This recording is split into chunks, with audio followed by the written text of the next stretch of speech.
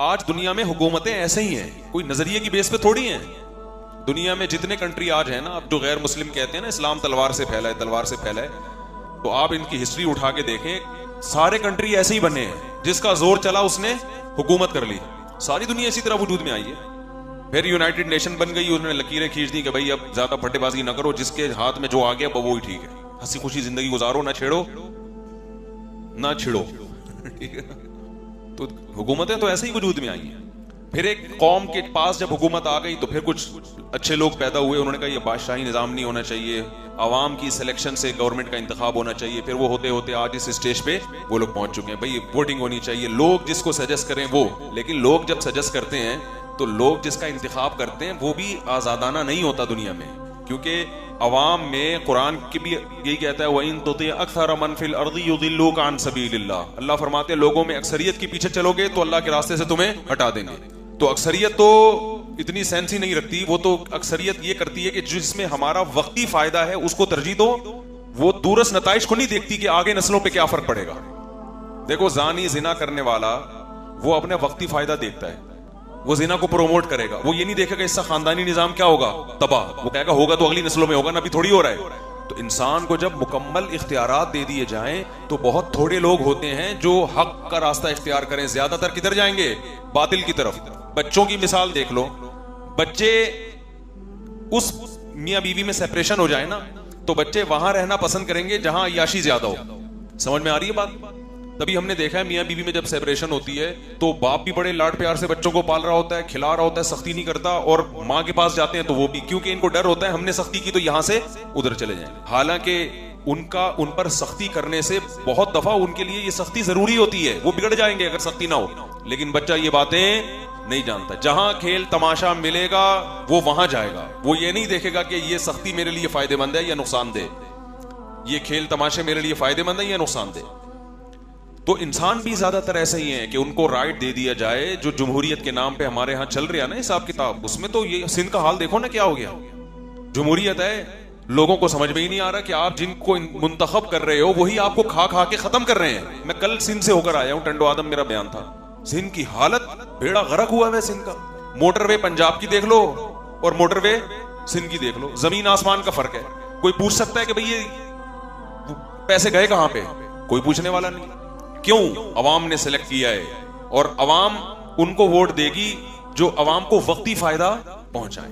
इतने पैसे उसको दे दिए, इतने पैसे उसको दे दिए, इतने हजार लोगों को जॉब दिला दी, जो हालांकि जॉब की जरूरत ही नहीं थी। उस डिपार्टमेंट में इतनी कुर्सियां ही नहीं है कि बैठ जाएं। स्कूल ही नहीं है, प्रिंसिपल की तनख्वाह जा रही है भाई। अब आप मुझे बताओ, अगर एक जगह स्कूल ही नहीं है और प्रिंसिपल, हेडमास्टर की और टीचर्स की तनख्वाहें जाना शुरू हो जाएंगी, तो उनमें 90% इस तरह के हेडमास्टर और टीचर ऐसे होंगे जो ऐसे ही सियासतदान को वोट देंगे जो हमें घर बैठे तनख्वाह भेज रहे हैं, हालांकि ये कौम के दुश्मन है। लेकिन कोई समझता है ये बात? तो ये जमहूरी निजाम मुसल्लत हो गया लोगों के ऊपर। पहले बादशाही निजाम था, बादशाह में यह था कि अपनी मर्जी करेगा, वो भी गलत था। तो इस्लाम ये कहता है ना बादशाही निजाम ना जमहूरी निजाम। इस्लाम कहता है तुम सब अल्लाह के गुलाम हो। बादशाह भी किसका गुलाम है? अल्लाह का। मेरी हुकूमत है, मेरा कानून है, जो भी तुम्हारा अमीर या जिम्मेदार बनेगा, चाहे जबरदस्ती मुसल्लत हो जाए, चाहे लोग उसको सेलेक्ट करें। इस्लाम तरीक़ेकार को फोकस नहीं करता, खूब समझ लो। हमारे यहाँ ना ये बहुत सी बातें कहते हैं जमहूरियत कुफर है, खिलाफत होनी चाहिए। तो खिलाफत किसे कहते हैं? हजरत अबू बकर रजी अल्लाह तआला अन्हु को लोगों ने सिलेक्ट किया, हजरत उमर को लोगों ने नहीं, किसने? अबू बकर ने सिलेक्ट किया है। उन्होंने बता दिया, क्यों? वो समझ रहे थे कि भाई मेरे बाद इनसे अच्छा इस कौम के लिए कोई भी नहीं है। तो वहां तो ना इलेक्शन हुए ना जमहूरियत को देखा गया। अबू बकर ने समझा कि भाई मैं अपने बाद जिसको बना के जा रहा हूं इससे बेहतर तुम्हारे लिए कोई भी नहीं है, मुसल्लत कर दिया कि यही है। हजरत उमर ने भी ऐसा नहीं कि पूरे मदीना वालों की राय ली हो, ना ना ना ना, 6 आदमियों की कमेटी बना दी, इन्हीं में से सिलेक्शन होगी, इसके अलावा बोलो ना भाई, नहीं होगी। तो इस्लाम में इससे पता चलता है कोई खास तरीका है ही नहीं। इस्लाम नतीजे को फोकस करता है, तरीक़ेकार को फोकस नहीं करता। आज क्या होता है, हर थोड़े दिन में कोई तहरीक उठती, खिलाफत चाहिए, खिलाफत के नाम पे 8, 10, 25 धमाके किए और जो मुल्क की रही सही ताकत है उसकी भी ऐसी की तैसी कर दी। तो यही हो रहा है, हर थोड़े दिन में कोई उठता है खिलाफत। एक दिन कोई साहब आ गए कि ये खिलाफत की बात आप क्यों नहीं करते? मैंने कहा मसलन बात करने से होगा क्या? उन्होंने कहा हम खिलाफत कायम करेंगे। मैंने कहा कैसे कायम करेंगे आप खिलाफत? तहरीक चलाएंगे। मैंने कहा तहरीक जब आप चलाओगे ना, अभी तो आप थोड़े से हो, जब 8-10 आदमी हो जाएंगे एजेंसी वाले उठा के ले जाएंगे। तो ऐसी बात करो जो ग्राउंड रियलिटी से थोड़ी सी। और मैंने कहा मुझे तो खुद नहीं पता, कोई आप ही कोई एजेंसी के आदमी ना हो, मुझे अंदर से चेक करने के लिए आ रहे हो।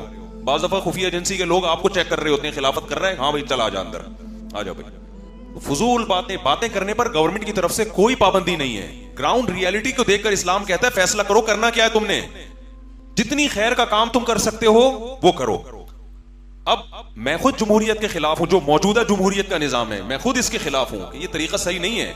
इससे तो मुल्क में ज्यादा, हमारे मुल्क में पढ़े लिखे लोग ज्यादा हैं या कम हैं? कम है ना, बाशऊर लोग कम हैं। ये तो एक हकीकत है ना, सर्वे करके देख लो पता चल जाएगा कितने लोगों में सेंस है किसनों में नहीं है। तो जब बेशऊर लोग माजरत के साथ ज्यादा हैं, इसका मतलब वजीर आजम कौन बनेगा? ये तो 100% तयशुदा हकीकत है। हाँ कुछ कम बेशऊर होते हैं, कुछ उनसे ज्यादा बेशऊर होते हैं, तो इसका मतलब कोई ढंग का बंदा तो आ नहीं सकता इस सिस्टम के तहत। कोई ढंग का आदमी नामुमकिन है कि आ जाए, क्योंकि यहां आने के लिए अवाम को उल्लू बनाना पड़ेगा, कुछ लोगों के मुंह बंद करने पड़ेंगे, कुछ को स्कूल बगैर स्कूल के प्रिंसिपल बना के तनख्वाहें देनी पड़ेगी। जो इस पन में सबसे आगे होगा, ये वाला पन समझ रहे हैं? ये मेरी अपनी उर्दू है, मुझे जब लफ्ज नहीं आ रहा होता मैं खुद ही उर्दू बनाता हूं। ये वाले पन में जिसको आप कुछ भी बोल दो, तो जो इस पन में, झूठ बोलने में, तकरीरों में मुबालगा आ रहा है। एक साहब कहने लगे वो वजीर आजम ने ये लंबी चौड़ी तकरीरें की थी, आज कुछ भी नहीं हो रहा, वो चीजें है ही नहीं, ये फाड़े थे, वो क्या फाड़ा था, बिल फाड़े थे, और ये बिल आज खुद बिजली महंगी हो गई, तो ये क्या किया था।